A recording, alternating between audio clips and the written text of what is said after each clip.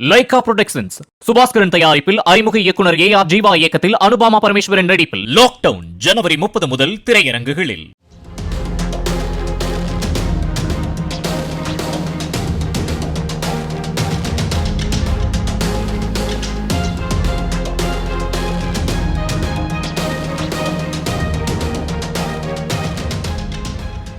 தமிழக அரசியலில் யாரையும் வெற்றி பெற வைக்க தாம் வரவில்லை என்றும் தாமே வெற்றி பெற வந்துள்ளதாகவும் தாவேக தலைவர் விஜய் கூறியுள்ளார்.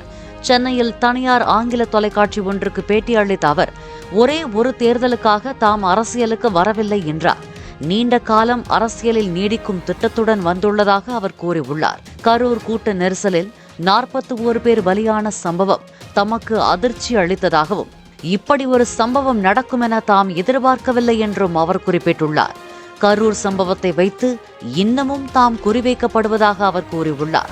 தாம் அரசியலுக்கு வந்துள்ளதால் ஜனநாயகன் படத்தை குறிவைப்பார்கள் என்பதை ஏற்கனவே கணித்து மனதளவில் தயாராக இருந்ததாக அவர் குறிப்பிட்டுள்ளார். ஆனால் ஜனநாயகன் படத்தை வெளியிட முடியாததால் தயாரிப்பாளருக்கு ஏற்பட்டுள்ள சிரமம் தமக்கு வருத்தம் அளிப்பதாக விஜய் தெரிவித்துள்ளார்.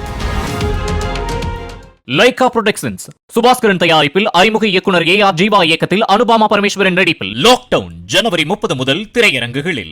பிளே ஸ்டோர் மற்றும் ஆப் ஸ்டோரில் இருந்து பாலிமர் செயலியை QR கோடு மூலம் பதிவிறக்கம் செய்யுங்கள். செய்திகளை உடனுக்குடன் பெறுங்கள்.